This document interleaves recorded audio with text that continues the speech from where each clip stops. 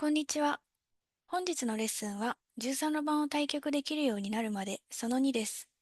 石の生き死にについて行っていきましょう。13路盤は広いので1、2手打ったからといって陣地になっているとは限りません。例えばこんな風にシマリを打った後、間に白に打たれた場合、黒はこの石を取ることはできないです。つまり、この黒とこの黒の間はまだ黒地とは呼べないということですね。実戦でも生き死には、この場所が本当に陣地なのかということを把握するためにも重要な点となりますので、しっかりと学んでいきましょう。まずは、こちらの右上の図で、黒の石が生きているか確認してみましょう。着手禁止点を覚えてますか？白番では、このどちらにも打つことができませんね。この石は白から絶対に取ることはできない。つまり、この黒石は生きているということになります。では、こちらの左下の図はどうでしょうか？着手禁止点に見えるところでも相手の石が当たりであれば打つことができるんでしたね。白から打てるということは、この黒石は死んでいるということになります。このピンクの部分を目と言い、目が2つあれば生き、目が1つなら死にということになります。また、こちらの図も確認してみましょう。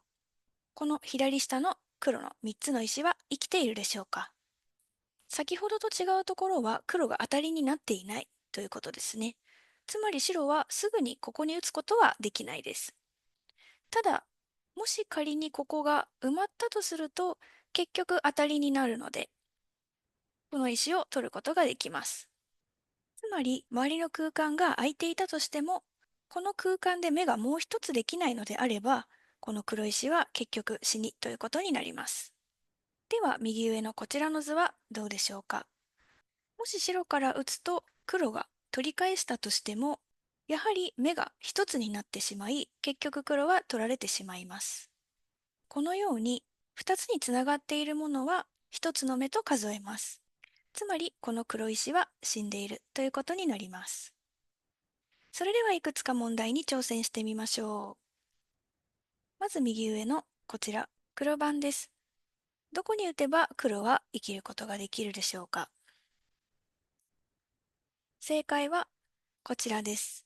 ここに打てば、右と左で目を2つ分けて作ることができていますね。逆に白番でこの黒を取りたい場合、黒がここに打てば生きる形なので、白からここに打てば目は2つに分けられないということになるため死にとなります。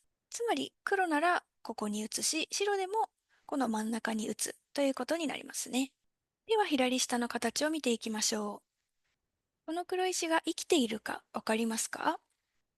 仮に白から打って取る手があるかどうかを考えてみましょう。もし白で目を一つにすると考えた場合、まずこちらから打ってみます。1と打った場合は黒は2と打てば、やはり目は2つに上と下に分かれていますね。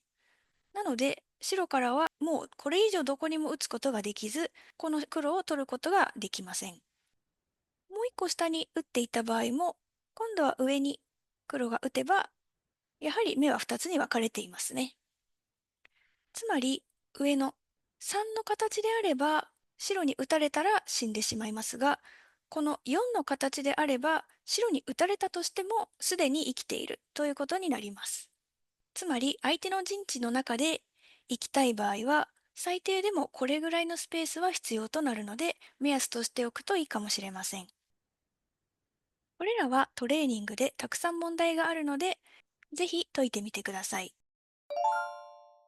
では次に石についてです。一見この黒石は生きているのか死んでいるのか判断しづらいと思いますが、お互いに相手の石を取ろうとすると自分の石が取られてしまうためどちらからも先に打てない形となっています。これを石と言います。つまり黒から打っても取られてしまいますね。そして白から打ったとしても今度は白が取られてしまいます。つまりどちらも打ちたくないということですね。なのでお互いにこの部分には打たないことになり、この形で放置することになります。この形を石と言い、黒も白も取られない形。つまり、この黒の体積は生きているということになります。少し特殊な形となりますが、ルール上覚えておきましょう。それでは確認のため問題を解いてみましょう。黒番です。この形で積にしてください。正解はこちらですね。ここに打つことによって白からはもうどちらにも入れなくなっています。黒からも同様です。どちらも入れない部分がこの2つある状態になれば積という形で黒は生きでしたね。